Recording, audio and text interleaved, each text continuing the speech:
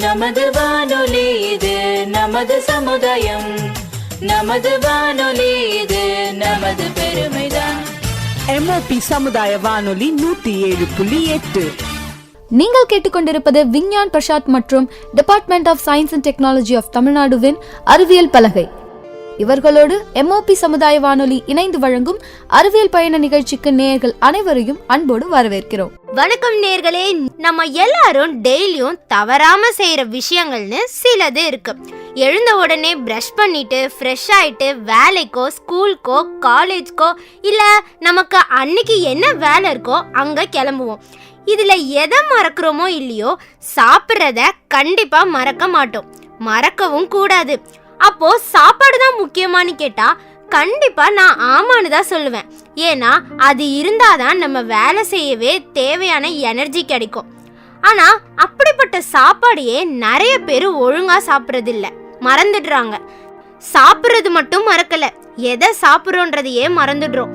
காலங்கள் மாற மாற உணவு பழக்கங்களும் மாறிடுச்சு. அந்த வகையில உடம்புக்கு நன்மை தரக்கூடிய நிறைய உணவுகளை நம்ம சாப்பிட்றதுக்கு மறந்துட்டோம். அதுல ஒண்ணுதான் மில்லட்ஸ், அதாவது சிறுதானியங்கள். இன்னைக்கு நிகழ்ச்சியில நம்ம சிறுதானியங்களை பத்தி நிறைய விஷயங்கள் தெரிஞ்சுக்க போறோம். சிறுதானியங்கள் எங்கேயோ கேட்ட மாதிரி இருக்குல்ல? இது நம்ம பாரம்பரிய உணவுகள்ல ஒரு வகையாகும். நம்ம ஸ்கூல் படிக்கும்போது ப்ராஜெக்ட்னு சொல்லிட்டு நம்ம சில தானியங்கள் எல்லாம் A4 ஷீட்ல ஒட்டி சப்மிட் பண்ணுவோம்ல. ஆனா அதோட முக்கியத்துவங்களை பத்தி தெரிஞ்சுக்கிட்டோமா? அப்படி இல்லைன்னா இப்போ தெரிஞ்சுக்கலாம். மொத்தமா 11 வகையான சிறுதானியங்கள் இருக்கு. குதிரைவாலி, வரகரிசி, சாமை, திணை, பனிவரகு, சோளம், கேழ்வரகு, கம்பு, ஃபோனியோ, தண்டக்கீரை திணை, சோறு திணைன்னு இத்தனை வகையான சிறுதானியங்கள் இருக்கு. இதை சாப்பிட்றதுனால நம்ம உடம்புக்கு நிறைய நன்மைகளும் இருக்கு. நம்ம வழக்கமா சாப்பிட்ற அரிசி கோதுமையில இருக்க ஊட்டச்சத்துக்களை விட பன்மடங்கு மில்லட்ஸ்ல இருக்கு. இதை தொடர்ந்து அடுத்து நம்ம சிறுதானியங்களை பத்தியும் அதோட நன்மைகளை பத்தியும் ஒரு நேர்காணல் மூலியமா தெரிஞ்சுக்க போறோம். இன்னைக்கு அறிவியல் சார்ந்த நேர்காணல நம்மளோட மிஸ் கௌரி அவர்கள் இணைந்திருக்காங்க. கௌரி மேம் கடந்த 8 வருடங்களா இயற்கை விவசாயிகளோட சேர்ந்து ஒர்க் பண்றாங்க. அது மட்டும் இல்லாம இவங்க 2016ல உரல் அப்படின்ற கம்பெனி ஸ்டார்ட் பண்ணி அவங்க விவசாயிகளோட ப்ராடக்ட்ஸை சரியான விலை மதிப்புல விற்பனை செய்றாங்க. அவங்க சீரகம்ன்ற ஒரு கடையும் நடத்திட்டு வராங்க. இவங்களோட எய்மே கெமிக்கல் இல்லாத உணவுகளை மக்கள் கிட்ட போய் சேர்க்கறது தான். அதுக்காக கௌரி மேம் சில அவார்ட்ஸும் வாங்கியிருக்காங்க. இன்னைக்கு சிறுதானியங்களை பத்தின எல்லா சந்தேகங்களையும் இந்த நேர்காணல் மூலமா கௌரி மேம் தீர்க்க போறாங்க. கண்டிப்பா புதுசா நிறைய விஷயங்களை தெரிஞ்சுப்போன்னு நினைக்கிறேன். என்ன கேள்விகள் ஆரம்பிக்கலாமா? சிறுதானியங்கள் பற்றி பேசும்போது கண்டிப்பாக எத்தனை வகையான சிறுதானியங்கள் இருக்குன்னு தெரிஞ்சுக்கணும்ல. ஸோ நம்மக்கிட்ட எத்தனை வகையான சிறுதானியங்கள் இருக்குது மேம்? குறிப்பாக தமிழகத்தில் எந்தெந்த வகையான சிறுதானியங்கள்லாம் இருக்குது, அதை பற்றி கொஞ்சம் சொல்லுங்கள் மேம். சிறுதானியங்களை குறிப்பாக வரையறையிட்டு இத்தனை சிறுதானியங்கள் இருக்குது அப்படின்னு நம்மளால் தொகுத்து வச்சிட முடியாது. அதுக்கு காரணம் தொன்று தொட்டு நம்ம பாரம்பரியத்தில் பல வகையான சிறுதானியங்கள் வந்தும் அழிஞ்சும் இருக்குது. ஒரு குறிப்பாக எடுத்துக்கிட்டோன்னா கேழ்வரகு, ராகி அப்படிங்கிறது எல்லாத்துக்கும் தெரிஞ்ச ஒரு சிறுதானியம். ஆனால் அதிலேயே கிட்டத்தட்ட 50க்கும் மேற்பட்ட வகைகள் நம்ம நாட்டில் இருந்தது அப்படிங்கிறது தான் உண்மை. ஆனால் ஒரு பை நேமிங் ஒரு பேராக எத்தனை வகைகள் அப்படின்னு வேணால் தெரிஞ்சுக்கலாம். அதுவும் இப்போ எதெல்லாம் எக்ஸிஸ்டிங் இருக்கிறது என்னது அப்படின்னு நம்மளால் சொல்ல முடியும். ஆனால் நம்ம வரலாறில் கண்டிப்பாக இன்னும் நிறைய சிறுதானியங்கள் இருந்து அழிஞ்சிருக்கு அப்படிங்கிறது தான் உண்மை. இப்போ பார்த்தீங்கன்னா நம்மளோட சிறுதானியங்களை மேஜர் மில்லட்ஸ், மைனர் மில்லட்ஸ் அப்படின்னு தொகுக்கிறாங்க. அந்த மேஜர் மில்லட்ஸில் முழு தானியங்களாக உட்கொள்ளக்கூடிய சிறுதானியங்களாகிய ராகி, கம்பு, சோளம் அதெல்லாம் வருது. இப்போ சோளம் எடுத்துட்டிங்கன்னா அதில் இருங்குச்சோளம் இருக்குது, வெள்ளைச்சோளம் இருக்குது, சிவப்பு சோளம் இருக்குது. அந்த மாதிரி அதுக்குள்ளேயே ஒரு பிரிவினை இருக்குது. அதுக்கப்புறம் பார்த்தீங்கன்னா மைனர் மில்லட்ஸில் என்னெல்லாம் வருதுன்னா நமக்கு இயல்பாக தெரிஞ்ச திணை, வரகு, சாமை, குதிரைவாலி, காடைக்கண்ணி அதாவது ப்ரோசோ மில்லட் அப்படின்னு சொல்லுவாங்க. அப்புறம் ப்ரௌன் டாப் மில்லட் அப்படின்னு சொல்லக்கூடிய குலசாமை அப்படிங்கிற ஒரு வகையும் தான் சிறுதானியத்தோட வகைகளாக பிரிக்கலாம். இப்போதைக்கு நம்ம எதெல்லாம் சாப்பிடலாம் அப்படின்னா இந்த வகையான சிறுதானியங்கள் எல்லாம் சாப்பிடலாம்.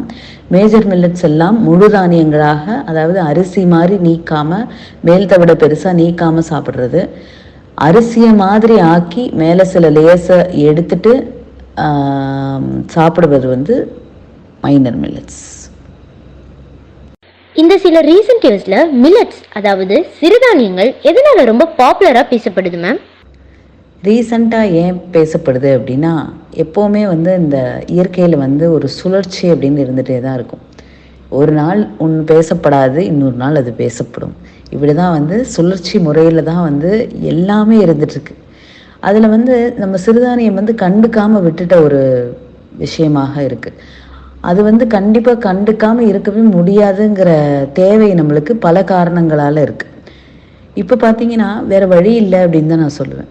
சிறுதானியத்தை நம்ம வந்து முற்றும் துறந்து விட்டு வேறு தானியங்களை மட்டும் சார்ந்து இருந்தால் நம்மளுக்கு நிறையா பிரச்சனைகளும் சிக்கல்களும் இயற்கையிலே வரும், இயற்கையோட போக்கிலே வரும்.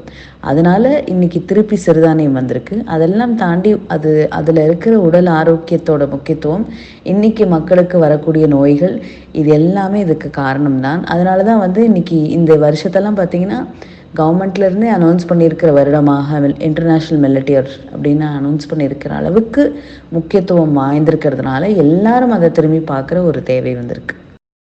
இந்த சிறுதானியங்கள் எல்லாமே நம்ம பாரம்பரிய உணவுன்னு சொல்கிறோம். ஆனால் அதெல்லாம் காலப்போக்கில் எப்படி காணாமல் போச்சு, மறுபடியும் எப்போ திரும்பி அதை யூஸ் பண்ண ஆரம்பிச்சோன்றதை பற்றி தெரிஞ்சுக்கிறது ரொம்ப முக்கியம்னு நினைக்கிறேன் மேம். ஸோ அதை பற்றி கொஞ்சம் சொல்லுங்கள். இது எல்லாத்துலேயும் சிறுதானியத்தை பற்றின குறிப்பு இருக்குது. அதே மாதிரி இன்னும் பார்த்தீங்கன்னா திணைக்கு வந்து இன்னும் பெரிய வரலாறு இருக்குது. ஃபார் எக்ஸாம்பிள் முருகக்கடவுள் அப்படின்னு எடுத்துட்டோம்னா தேனும் திணைமாவும் அவருக்கு ரொம்ப பிடிச்ச உணவு அப்படின்னு சொல்கிறோம்.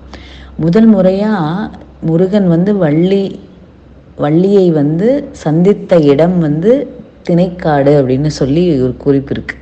அப்போ திணை எவ்வளோ காலமாக நம்மளோட பயணித்து வந்திருக்கு அப்படின்னு நம்மளால் தெரிஞ்சுக்க முடியும். இன்னுமே இந்தியா லெவலில் எடுத்துகிட்டா இன்னும் ஏகப்பட்ட வரலாறு, ஏகப்பட்ட குறிப்புகள் எல்லாம் இருக்குது. ஸோ கிட்டத்தட்ட ஒரு 5000 ஆண்டு அப்படிங்கிறது ரொம்ப சாதாரணமாக சொல்லிடலாம். சிறுதானியம் இத்தனை வருஷமாக நம்ம கூட இருந்தது அப்படின்னு. ஆனால் எப்போ அழிஞ்சதுன்னு கேட்டிங்கன்னா, ஒரு சரியாக சொல்லணும்னா ஒரு 1960க்கு அப்புறம் தான் சொல்ல முடியும். அது வரைக்கும் ஃபார் எக்ஸாம்பிள் கோவை மாதிரியான பகுதிகள்லாம் எடுத்துக்கிட்டிங்கன்னா அங்கெல்லாம் வந்து நெல்லுக்கு உண்டான பகுதி கிடையாது.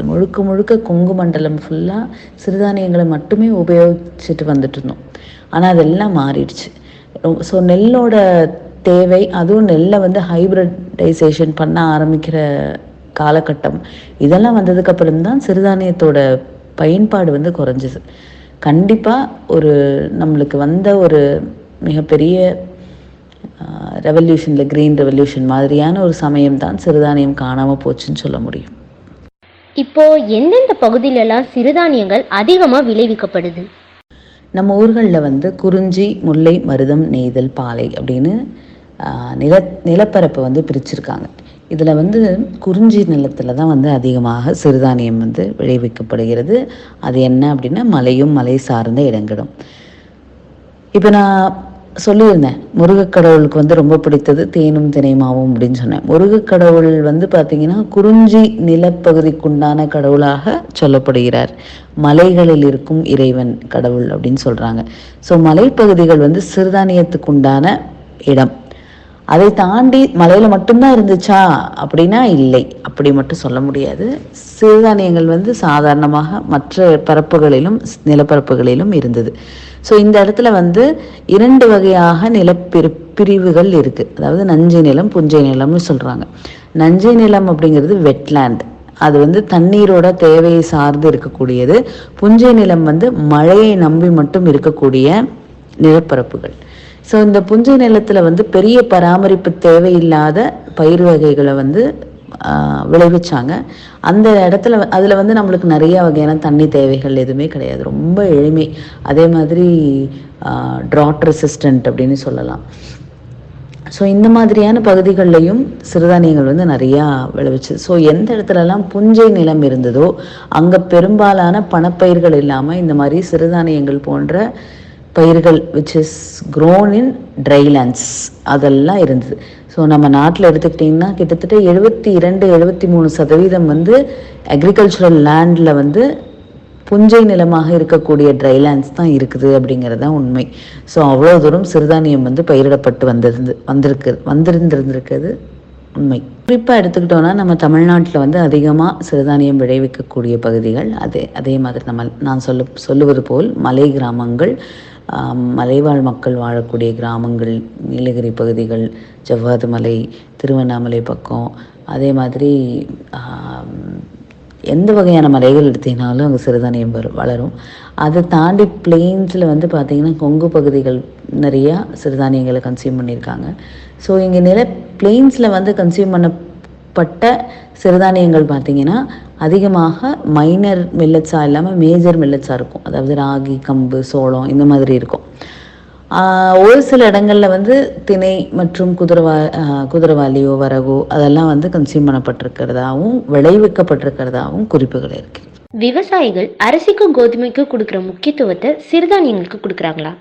அப்படி கொடுக்கப்பட்டா என்ன மாதிரி சிறுதானியங்கள்லாம் பயிரிடப்படுது, எதெல்லாம் மறுக்கப்படுது மேம்? விவசாயிகள் வந்து நெல்லுக்கும் கோதுமைக்கும் கொடுக்கக்கூடிய இம்பார்ட்டன்ஸை கொடுக்குறாங்களாங்கிற கேள்வியை முதலில் நம் பக்கம்தான் திருப்பணும் அப்படிங்கிறது என்னோட பரிந்துரை. அதாவது நாம் எல்லாரும் கோதுமையும் நெல்லையும் விட்டுட்டு சிறுதானியமாக உட்கொள்ள தயாராக இருக்குமா அப்படிங்கிறது தான் நம்மளோட முதல் கேள்வியாக இருக்கணும். ஏன்னா கேள்வி நம்மக்கிட்ட இருந்து ஆரம்பித்தாதான் அது வந்து நம்ம விவசாயிகள் ஏன் இதை விளைவிக்கிறாங்கங்கிற இடத்துக்கே போக முடியும். முதல்ல வந்து மக்களுக்கு என்ன தேவையோ அதுதான் ஒரு டிமாண்டை க்ரியேட் பண்ணுது. அந்த டிமாண்டு தான் விவசாயிகளை வந்து சரி இந்த பயிரை போட்டால் நம்மளுக்கு லாபம் இருக்கும், ஏன்னா அவர்களுக்கு அது தொழில். அவங்க வந்து அதை செய்தால் என்ன, அவங்க வந்து சிறுதானியமே நான் பயிரிடணும்னு செஞ்சால் கூட அதை விற்கிறதுக்கு அவங்களுக்கு வழி இல்லாத நிலை தான் இன்றைக்கி இருக்கிற ஒரு யதார்த்தம். அதனால் நம்ம எல்லாரும் அதை வந்து சிறுதானியத்தை உட்கொள்றதுக்கு தயாராக இருக்குமா அப்படிங்கிறது தான் முதல் கேள்வி. இன்னொன்று வந்து மறுக்கப்படுது அப்படின்ற ஒன்றே கிடையாது, எல்லாமே இட் இஸ் பீன் வெல்கமிங் தான். ஆனால் நம்ம அதை ஏற்றுக்கொள்கிறோமா அப்படிங்கிறது தான் இங்கே ரொம்ப முக்கியமான ஒரு விஷயம். மார்க்கெட் வேல்யூங்கிறது வந்து நாம் ஏற்படுத்துறது தான், ஒரு கன்சியூமராக இருந்து நாம் ஏற்படுத்துறது தான். எது நமக்கு வேணும், எது நம்ம உடலுக்கு நல்லது, எந்த வகையான உணவை சாப்பிட்டா அது நமக்கு சரி அப்படிங்கிறது எல்லா அறிவும் ஒரு இண்டிவிஜுவலுக்கு தான் இருக்கணும். இன்னொன்று எடுத்துக்கிட்டிங்கன்னா, ஒரு சில விவசாயிகளோட நிலப்பரப்பே வந்து புஞ்சை நிலமாக இருக்கும். அவங்க போய் நெல்லையும் வாழையும் இல்லாட்டி கோதுமையும் விளைவிக்கிறதுக்கு வாய்ப்பே இல்லை. நம்ம எல்லாத்துக்கும் தெரியும். இன்னொன்று ஏன் அப்படி வாய்ப்பில்லை, ஏன்னா அதுக்கு வந்து தண்ணி நிறைய தேவை. அவங்க பூமியே அப்படியான பூமி இல்லை, தண்ணி தேக்கம் இல்லாமல் அப்படி வடிஞ்சிரும். அந்த மாதிரியான நிலப்பரப்புகள் அவங்கெல்லாம் வந்து தே ஹாவ் டு க்ரோ சிறுதானியம். ஸோ அந்த மாதிரி ஆட்கள் என்ன பண்ணுறாங்க, திணைவரகு, சாமி, குதிரை வேலையில் மக்கள் சாப்பிடலையா, அப்போ ராகி, கம்பு இதெல்லாம் விளைவிச்சிருவோம் அப்படின்னு போகிறாங்க. இன்றைக்கி வந்து அதுவும் ஏற்றுக்கொள்ள மக்கள் தயாராக இல்லை அப்படின்னா மாட்டுக்கு தேவைப்படுகிற தீவனங்களை வந்து விளைவிக்க ஆரம்பிச்சிடுறாங்க. ஸோ இப்போ வந்து விவசாயிகள் என்ன செய்யணுங்கிறத கூட நாம் முடிவு பண்ணுற மாதிரியான கால சூழலில் தான் நம்ம இருக்கோம். அவங்க என்ன செஞ்சாலும் அதை நம்ம சாப்பிட்ற மாதிரியான கால சூழலில் இல்லை. மற்ற பயிரை ஒப்பிடும்போது சிறுதானியங்களை விளைவிக்கிறதுனால ஏற்படுற பொருளாதார நன்மைகளை பற்றி சொல்லுங்கள் மேம். பொருளாதார தேவை அப்படின்னு சொல்லும்போது வந்து ஒரு பொருளை விளைவிக்கக்கூடிய சமயத்தில் அதற்கு தேவையான இடுபொருட்கள் இது எல்லாத்தையும் கழிச்சிட்டு ஒரு லாபம் வச்சு ஒரு விவசாயி வைத்தால் அது எந்த அளவுக்கு வருமானம் அவருக்கு கொடுக்கும் அப்படின்னு ஒரு இடத்துக்கு போகலாம். ஸோ இந்த சிறுதானியங்கள் பார்த்திங்கன்னா ரெயின் ஃபெட் கிராப்ஸ் அப்படின்னு சொல்லுவாங்க, மானாவாரி பயிர் அப்படின்னு. அதனால் தண்ணி தேவையில்லை, போர் போடணும், தண்ணி ஊற்றணும், அந்த மாதிரி இரிகேட் பண்ணணும் அப்படிங்கிற இரிகேஷனுக்கு உண்டான ஒரு இதை க்ரியேட் பண்ணணும், இந்த மாதிரி எதுவுமே இந்த செலவுகள் வந்து ஒரு விவசாயிக்கு கிடையாது.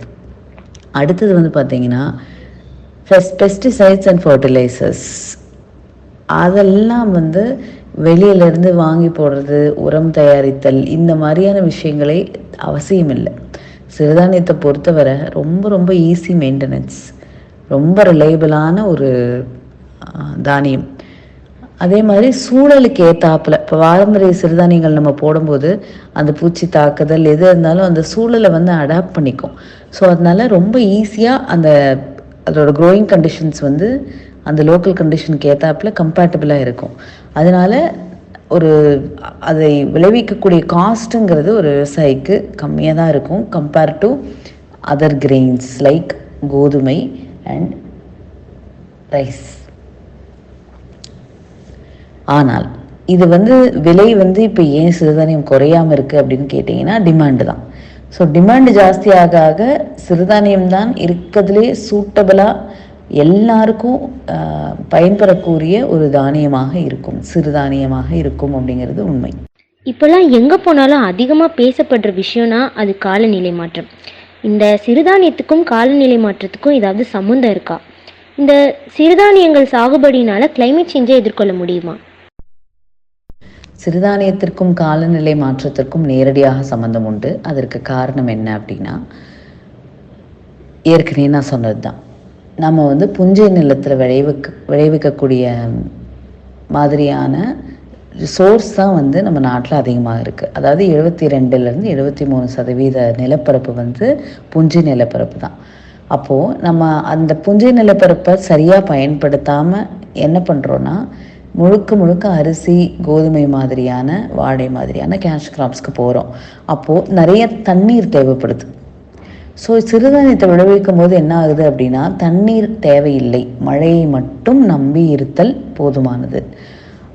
அதனால் என்ன ஆகுதுன்னா, நிலத்தடி நீரை உறிஞ்சிறது, இப்படியான வேலைகளை நாம் செய்கிறதில்ல. இயற்கையிலேயே என்ன அளவுக்கு தண்ணி கிடைக்குதோ எனக்கு அது போதும் அந்த சூழலுக்கு அப்படின்னு சொல்லிட்டு அதோட போக்கிலே நம்ம விடுறோம். இன்னொரு விஷயம் பார்த்தீங்கன்னா, அதுக்கு தேவையான ஃபர்டிலைசர்ஸ் அண்ட் பெஸ்டிசைட்ஸ், அதுவும் ஏற்கனவே நான் சொன்னது தான். இப்போது அதை நிறைய நம்ம அந்த உப்புகள் எல்லாம் நிறையா பயன்படுத்தும் போது நம்ம நிலத்தில் உள்ள தண்ணீர், ஏற்கனவே தேங்கி இருக்கிற தண்ணீரையும் சேர்த்து உறிஞ்சிடும். ஆனால் சிறுதானியத்தை செய்யும் போது, விளைவிக்கும் போது அதை செய்யாது. அதனால என்ன ஆகும்னா, அங்கே ஈக்காலஜி அந்த லோக்கல் பயோடைவர்சிட்டி காக்கப்படும், அந்த சுற்றுச்சூழல் காக்கப்படுறதுனால கண்டிப்பாக அது ஒரு விதமான ஒரு போக்கை தக்க வச்சுக்கும். அதனால் கண்டிப்பாக கிளைமேட் சேஞ்சுக்கும் சிறுதானியத்துக்கும் நேரடி சம்பந்தம் இருக்குது. தண்ணீர் மற்றும் மண் மற்றும் நீர் வளம் அதில் இன்வால்வ் ஆகிருக்கிறதுனால. நம்ம நார்மலாக சாப்பிட்ற அரிசி, கோதுமையை விட சிறுதானியங்களில் எந்த அளவுக்கு ஊட்டச்சத்து இருக்குது? நம்ம நார்மலாக சாப்பிடக்கூடிய அரிசி, கோதுமைன்னு நம்ம சொல்ல ஆரம்பிச்சிட்டோம். அரிசி சொல்லலாம், ஏன்னா அரிசி நிறைய பாரம்பரிய அரிசிகள் தமிழ்நாட்டிலே இருக்குது. கோதுமை நம்ம நார்மலாக சாப்பிடக்கூடிய உணவாக முதல்ல ஆயிடுச்சு. ஆனால் தமிழ்நாட்டில் எங்கேயுமே கோதுமை விளைவிக்கிறதே இல்லை அப்படிங்கிறது தான் யதார்த்தம். ஏன்னா அது இந்த ஊருக்குண்டான பயிரும் கிடையாது, இங்கே வரவும் செய்யாது, அது கம்பார்ட்டபிளாகவும் இருக்காது. ஸோ சிறுதானியத்தோட நலன்கள் அப்படின்னு பார்த்தா, ஃபர்ஸ்ட் ஆஃப் ஆல் சிறுதானியத்தில் இத்தனை நன்மைகள் இருக்கா அப்படின்னு பல பேருக்கு தெரியாது. இப்போ நம்ம புரோட்டீன், ஃபேட், கார்போஹைட்ரேட்ஸ் அப்படின்னு எதை எடுத்தோம்னாலும் அது எல்லாமே சிறுதானியத்தில் இருக்குது. இப்போது 7லேருந்து ஒரு 12% அதில் புரதச்சத்து புரோட்டீன் இருக்குது. 2-5% அதில் கொழுப்பு சத்து இருக்குது. அப்புறம் 65 to 75% அந்த கார்போஹைட்ரேட்ஸ் இருக்குது. 15-20% அதில் ஃபைபர் இருக்குது, டயட்ரி ஃபைபர்னு சொல்லக்கூடிய ஃபைபர் இருக்குது. அதெல்லாம் தாண்டி இதில் புரோட்டீன் இருக்குது, அமினோ ஆசிட், மினரல்ஸ், பல வகையான விட்டமின்கள், இப்படி எல்லாமே அதில் இருக்குது. அதில் சிறுதானியத்தில் நம்ம இது இல்லை அது இல்லைன்னு நம்மளால் சொல்லவே முடியாது. ஸோ அதற்கு நமக்கு ஆரோக்கியத்தை கொடுக்கும், ஊட்டச்சத்தை கொடுக்கக்கூடிய அந்த சீரியல்ஸில் நிறைய வகையான புரோட்டீன், மைக்ரோ நியூட்ரியன்ஸ், ஃபைட்டோ கெமிக்கல்ஸ்ன்னு சொல்லக்கூடியது, அதுக்கப்புறம் iron, zinc, calcium, folic acid, potassium, மெக்னீஷியம்னு ஏகப்பட்ட சத்துக்கள் நிறைஞ்சது தான் சிறுதானியம். சிறுதானியத்தில் நம்ம அத்தனை வகையான டயட்லேயும் அதை தாராளமாக உட்கொள்ளலாம். வெயிட் லாஸ் அப்படின்னு நினைக்கிறவங்களுக்கு சூப்பரான ஒரு விஷயம் சிறுதானியம் தான். ரொம்ப உடலில் இருக்கக்கூடிய அதீத தண்ணீர் தேக்கங்களையோ இல்லாட்டி கொழுப்பு தேக்கங்களையோ சிறுதானியம் விளக்கிடும். இப்போ பொதுவாகவே உடல் உபாதைகள் இருக்கிறவங்களுக்கு மெடிசன்ஸோடு சேர்த்து இந்த கேழ்வரகு, ராகி, கம்புன்ற சிறுதானியங்கள் எல்லாத்தையும் சஜஸ்ட் பண்ணுறாங்க மேம் சாப்பிட சொல்லி. அதில் அப்படி என்ன நன்மைகள் இருக்குது? நம்ம நாட்டில் முதல் பேபி ஃபுட், குழந்தைகளுக்கு கொடுக்கக்கூடிய முதல் உணவில் ராகி தான் வச்சுருக்காங்க. அது ஒரு சிறுதானியம்.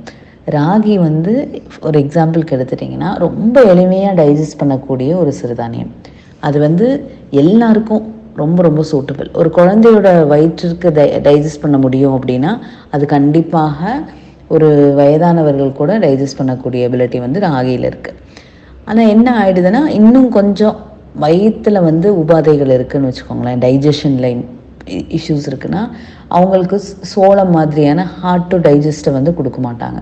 ஸோ ரெக்கமெண்டேஷன் வந்து உடல் உபாதைகளுக்கு சிறுதானியம் அப்படின்னு நீங்கள் பார்த்தீங்கன்னா எந்த சிறுதானியம் யாருக்கு சேரும், எந்த உடல் உபாதைக்கு சேருங்கிறத பார்த்து ரெக்கமெண்டேஷன் நம்ம வாங்கி சாப்பிடணும். இல்லை எனக்கு நல்ல ஆரோக்கியமான உடல், எனக்கு வந்து உடல் பருமனாக இருக்குது, எனக்கு டயபெட்டிஸ் இருக்குது, இப்படியான ஆட்கள் வந்து ஆல்மோஸ்ட் எல்லா சிறுதானியமும் சாப்பிட்லாம். வெயிட் லாஸ்க்குன்னு சிறுதானியங்கள் மட்டுமே சாப்பிட்டு வெயிட் லாஸ் பண்ணவங்கலாம் நிறைய பேர் இருக்காங்க. ஸோ அடிப்படையாக நம்ம தெரிஞ்சுக்க வேண்டியது என்ன அப்படின்னா, சிறுதானியங்களுக்கு வந்து ஒரு உள்ளுக்குள் ட்ரை பண்ணக்கூடிய தன்மை உண்டு. ஸோ ட்ரையாக சிறுதானியத்தை சாப்பிட்றதுக்கு பதில் அதுக்குள்ளே மோர் இதெல்லாம் சேர்த்து இப்போ கூழ் மாதிரி கஞ்சி மாதிரி சாப்பிட்றது வந்து சிறந்த முறையாக இருக்கும். அதனால் அந்த ட்ரைனஸை போக்கக்கூடிய மாதிரி பேலன்ஸ் பண்ணுற மாதிரி அதை சமைத்து அதை சாப்பிடுவது ரொம்ப ரொம்ப முக்கியமாகிறது. Especially when it comes to millets for disease or any other physical ailments. எவ்வளோதான் சிறுதானியங்கள் உடம்புக்கு நல்லதுன்னு நம்ம பேசினாலும் கம்பேர் பண்ணி பார்க்கும்போது மக்கள் அன்றாட வாழ்க்கையில் இந்த அரிசி கோதுமையை தான் அதிகமாக சாப்பிட்றாங்க. அதுக்கு என்ன மேம் காரணம்? இதை எப்படி மாற்றுறது? இதுவும் வரலாறுல தான் வரக்கூடிய ஒரு விஷயந்தான். அதாவது ஏன் வந்து சிறுதானியத்துலேருந்து மக்கள் வந்து நெல் சோறுக்கு மாறினாங்க அப்படின்னா, அது வந்து அந்த காலத்தில் அப்படி ஒரு ஸ்டாண்டர்டாக பார்க்கப்பட்டுருச்சு. சிறுதானியம் வந்து ஏழைகளுக்கு உண்டான உணவாகவும் அரிசி வந்து பணக்காரங்களுக்கு உண்டான உணவாகவும் அது ஒரு டிஃப்ரென்ஷியேஷன் ஒரு காலகட்டத்தில் இங்கே உருவாகி வந்தது. அந்த சமயம்தான் இது இப்படியான மாற்றத்தை பெற்றது. ஆனால் இன்றைக்கி பார்த்திங்கன்னா சிறுதானியம் சாப்பிட்றவங்கெல்லாம் தே கேன் அஃபோர்ட் மச் அப்படிங்கிற ஒரு இடத்துக்கு அது வந்து பாப்புலரைஸ் ஆகிருக்கு. இது வந்து ஒரு சமுதாயத்தில் வரக்கூடிய சோஷியல் டிஃப்ரென்சஸ்னால வர்றது தான். மற்றபடி வந்து ஹெல்த் வைஸ் பார்த்தோன்னா சிறுதானியம் வந்து அதிகமாக புழங்கக்கூடிய தேவை இன்னைக்கு இருக்குது அப்படிங்கிறது தான் நிதர்சனமான உண்மை. எல்லாருக்கும் அரிசி சோறு, எல்லாருக்கும் கோதுமைங்கிறது வந்து மிக மிக தவறான ஒரு விஷயம். எல்லாம் யாருக்கு என்னென்ன தேவையோ அதெல்லாம் பார்த்து பகிர்ந்து சரி எல்லாத்தையும் சேர்த்து இன்க்ளூட் பண்ணி தான் நம்ம சாப்பிடணும். அதுதான் உண்மை. இந்தியாவில் மில்லட்ஸை ஊக்குவிக்கிற விதமாக அரசாங்கம் ஏதாவது திட்டங்கள் கொண்டு வந்திருக்காங்களா? அப்படி ஏதாவது கொண்டு வந்திருந்தா அது என்ன திட்டம்ன்றதை பற்றியும் அது எப்படி வேலை செஞ்சதுன்றதை பற்றியும் தெரிஞ்சுக்க ஆசைப்படுறோம் மேம். அப்பப்போ கவர்மெண்ட் சைட்லேருந்து மில்லட் சார்ந்து அவேர்னஸ் அண்ட் இதை வந்து கன்சீவ் பண்ணணும் அப்படிங்கிற மாதிரியான விஷயங்கள் வந்து விவசாயிகள் சார்ந்தும், அதாவது விவசாயிகளுக்கு கொடுக்கக்கூடிய சலுகைகள்லேருந்து எல்லா இடத்துலேருந்துமே இருந்து வந்துட்டு தான் இருக்குது. அதே மாதிரி சீட் கன்சர்வேஷனுங்கிறதுலேயும் தனி விவசாயிகள் கன்சியூம் பண்ணுற சீடை வந்து சேவ் பண்ணுற மாதிரியான சிஸ்டமும் எல்லாம் இருக்க தான் செய்யுது. இதெல்லாம் ஒரு பக்கம் இருந்துட்டுருக்கையில் இந்த வருஷத்தில் அனௌன்ஸ் பண்ண இந்த இன்டர்நேஷ்னல் இயர் ஆஃப் மில்லட்ஸ் இதுதான் வந்து ரொம்ப ஒரு ஹைலைட்டான ஒரு விஷயம். அதுக்கு காரணம் எல்லாத்தையும் சிறுதானியத்தை வந்து திருப்பி பார்க்க வச்சுருக்கு. ஏன்னா அதில் வந்து அவங்க அடிப்படையாக சொல்கிறது வந்து ஹெல்த் பெனிஃபிட்ஸ், இன்னொன்று வந்து environment, especially low water and input, தண்ணியோட தேவைகள் வந்து குறைவு அப்படிங்கிறது தான். ஸோ அதனால் அதை வந்து கம்ப்ளீட்டாக அதை ரெக்கமெண்ட் பண்ணுறதை தாண்டி இன்றைக்கி கவர்மெண்ட்டே வந்து அதை சார்ந்த ரெசிபீஸு கொடுக்கறது எல்லா வேலைகள்லையுமே ஈடுபட்டிருக்காங்க. ஃபார் எக்ஸாம்பிள் மில்லட் கேம்பெயின்ஸ்க்குன்னு ஒரு வெப்சைட் வச்சுருக்காங்க. அந்த வெப்சைட்டில் போய் நீங்கள் பார்த்தீங்கன்னா எல்லா வகையான ரெசிபீஸும் எடுத்துக்கலாம் நீங்கள் மில்லட்ஸ் சார்ந்து. அதே மாதிரி என்னென்ன மில்லட்ஸ் இருக்குது, தாய்மார்கள் வந்து எப்படி மில்லட்ஸை வந்து சூஸ் பண்ணணும், ஏன் மில்லட்ஸ் நம்ம சூஸ் பண்ணணும், அதுக்கு என்னென்ன டெக்னாலஜி இருக்குது, அதை எப்படி பயன்படுத்தலாம், மில்லட்டை பிஸ்னஸாக நம்ம கன்வெர்ட் பண்ணணும்னு நினச்சோன்னா எப்படியான ஆப்ஷன்ஸ் எல்லாம் இருக்குது, எத்தனை பேர் மில்லட் சார்ந்த தொழில்களில் வந்து கொடிகட்டி பறக்கிறாங்க இப்படிங்கிறானே எல்லா இன்ஃபர்மேஷனையுமே கவர்மெண்ட் கொடுக்குது. அதனால் வந்து எல்லாத்தையும் என்கரேஜ் பண்ணுறது வந்து ரொம்ப எளிமையாக இப்போ நடந்துட்டுருக்கு. ஸோ நாம் எந்த அளவுக்கு அதை செய்ய விரும்புகிறோம் அப்படிங்கிறது தான் இங்கே உண்மை. சிறுதானியங்களை பற்றி இந்த சில நாட்களில் நாங்கள் நிறைய கேள்விப்பட்டோம். ஆனால் உங்கள் அளவுக்கு தெளிவாக யாருமே சொல்லி கொடுக்கல மேம். இந்த நேர்காணல் எங்களுக்கும் எங்கள் நேயர்களுக்கும் ரொம்ப உபயோகமாக இருந்துச்சு. என்ன நேயர்களே, கண்டிப்பாக சிறுதானியங்களை பற்றி நமக்கு தெளிவாக புரிய வச்ச நம்ம கௌரி மேம்க்கு நன்றி சொல்லணும்ல. அதே போல் அவங்க அறிவுறுத்தின மாதிரி நம்ம அன்றாட உணவு பழக்கத்தில் சிறுதானியங்களை சேர்த்துக்கிறது ரொம்பவே முக்கியம். ரொம்ப நன்றி மேம், உங்களை சந்திச்சதில் ரொம்ப சந்தோஷம். இந்த சிறுதானியங்களை பற்றின நேர்காணலை தொடர்ந்து அடுத்த பகுதியில் ஒரு பப்ளிக் சர்வீஸ் அனௌன்ஸ்மெண்ட்டை கேட்கலாம். ஹே சக்தி, என்னாச்சு? ரொம்ப டயர்டா இருக்கு. மார்னிங் ப்ராக்டிஸ் போயிட்டு வந்தானா, அதான் ரேஷ்மா ரொம்ப டயர்டாக இருக்கு. ப்ராக்டிஸ் போயிட்டு வந்தியா? என்ன ப்ராக்டிஸ்? அவ ஒரு வெயிட் லிஃப்டர் கார்த்திகா, நீனு இப்படி கேட்டுட்ட? அப்படியா? இவ்வளவு நாள் இது தெரியாம போச்சே. நீ ஒழுங்கா சாப்பிட்றது இல்லைன்னு நினைக்கிறேன் சக்தி, அதனால தான் நீ ரொம்ப டயர்டா இருக்க. சாப்பாட்டில் நிறைய கார்போஹைட்ரேட்ஸ் இருக்குது. அது சாப்பிட்டா நல்ல எனர்ஜி கிடைக்கணும் தான் நான் ரைஸ் அதிகமாக சாப்பிட்றேன். ஆனால் எல்லாரும் நான் ஒழுங்காக சாப்பிட மாட்டேன்னே சொல்கிறீங்க. அப்படின்னா உனக்கு சாப்பாட்டில் இருக்க ஊட்டச்சத்து பத்தலைன்னு அர்த்தம். சரி சுஜா, அப்போ ரைஸை தவிர வேற என்ன சாப்பிட்டா அவளுக்கு எனர்ஜி கிடைக்கும்? நம்ம சிறுதானியங்களில் தாது உப்புக்கள் அப்புறம் அமிலங்கள், அதாவது விட்டமின்ஸ் அண்ட் மினரல்ஸ் அதிகமாக இருக்குது. அதுவே ரைஸில் முக்கால்வாசி கார்போஹைட்ரேட்ஸ் தான் அதிகமாக இருக்குது. அதனால ரைஸை விட சிறுதானியங்கள் சாப்பிட்றதுனால நமக்கு நிறைய எனர்ஜி கிடைக்குது. சிறுதானியங்கள் சாப்பிட்றதுனால எனர்ஜி கிடைக்கிறத விட அது நம்மளை சீக்கிரமா சோர்வடையாம இருக்க உதவுது. இந்த சிறுதானியங்களால வேற என்ன நன்மைகள்லாம் இருக்கு? நம்ம சாப்பிட்ற பொருட்களால் நம்ம உடம்புல சேர்ற கெட்ட கொழுப்புகளை இந்த சிறுதானியங்கள் கரைக்குது. இதனால ஹார்ட்டுக்கு ஏற்படுற பாதிப்புகள் குறையுதுன்னு நான் படிச்சிருக்கேன். சூப்பர் சக்தி. அது மட்டும் இல்லாமல் இது செரிமானத்துக்கும் உதவுது. மற்ற உணவுப் பொருட்களால் மொத்தமாக டைஜஸ்ட் ஆக முடியாது. ஆனால் சிறுதானியங்களில் டயட்ரி ஃபைபர் இருக்கிறதுனால அது முழுமையாக டைஜஸ்ட் ஆகுது. அப்புறம் லிவர், கிட்னியோட செயல்பாட்டை சீராக செயல்பட உதவுது. அது மட்டும் இல்லாமல் நோய் எதிர்ப்பு சக்தியை அதிகரிக்குது. சரி, இந்த பாரம்பரிய உணவுன்னு சொல்கிறோம், ஆனால் இதெல்லாம் எப்போ நம்ம சாப்பாட்டில் இருந்து காணாமல் போயிருக்கு? ஒருவேளை இதை விளைவிக்கிறது கஷ்டமா இருக்கும் போல, அதனால்தான் மறந்துட்டோமோ? அப்படி கூட இருக்கலாம். இல்லை, அதை விளைவிக்கிறது ஒன்றும் அவ்வளோ கஷ்டம்லாம் இல்லை. சொல்லப்போனால் மற்ற பயிர்களோட கம்பேர் பண்ணும்போது இதை விளைவிக்கிறது சுலபம்தான். காலப்போக்கில் நம்ம நாகரிகம் மட்டும் மாறல, உணவு பழக்க வழக்கங்களும் மாறிடுச்சு. மேற்கத்திய ஆதிக்கம் நம்ம நாட்டில் பரவியதுனால நம்மளோட பாரம்பரியத்தை நம்ம மறந்துட்டோம். புது வகையான உணவுகள்லாம் சுவை மிகுதியானதால சிறுதானியங்கள் நம்ம உணவுல இருந்து கொஞ்சம் கொஞ்சமாக காணாமல் போயிடுச்சு. ஆனா இப்போ இருக்கிற காலநிலை மாற்றத்தை எதிர்கொள்றதுக்காக இந்த சிறுதானியங்கள்ல நம்ம உணவுல திரும்பவும் கொண்டு வர வேண்டியதா இருக்கு. காலநிலை மாற்றத்துக்கும் சிறுதானியங்களுக்கும் என்ன சம்பந்தம்? கிளைமேட் ஸ்மார்ட் கிராப்ஸ், அதாவது காலநிலை மாற்றத்துக்கு உகர்ந்த பயிர்கள்னு சிறுதானியங்களை சொல்லுவாங்க. ஆமா சக்தி, இதை நானும் கேள்விப்பட்டிருக்கேன். என்னதான் சுலபமா இருந்தாலும் அதுக்கு ஏத்த மண்ணு கிடைச்சாதானே அது விளையும். இது black soil, red soil, loamy soil, sandy soil, அப்புறம் அலுவியல் சாயில்ல எல்லாம் மில்லட்ஸ் விளையும். இந்த மண்ணெல்லாம் எல்லா பகுதிகளையும் கிடைக்கக்கூடியது தான். அதனால தான் இதை சுலபமாக விளையக்கூடியதுன்னு சொல்கிறோம். அது மட்டும் இல்லை, இதுக்கு அதிக தண்ணியும் தேவைப்படாது.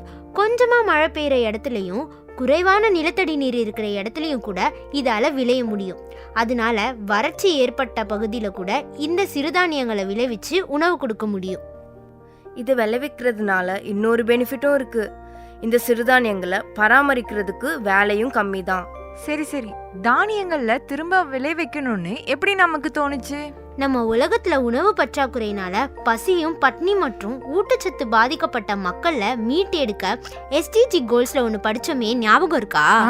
அந்த எஸ்டிஜில இந்த உலகத்துல இருக்கிற வறுமையினால வர பசிய போக்குறதுக்கும் ஒரு கோலாவே இருக்கு.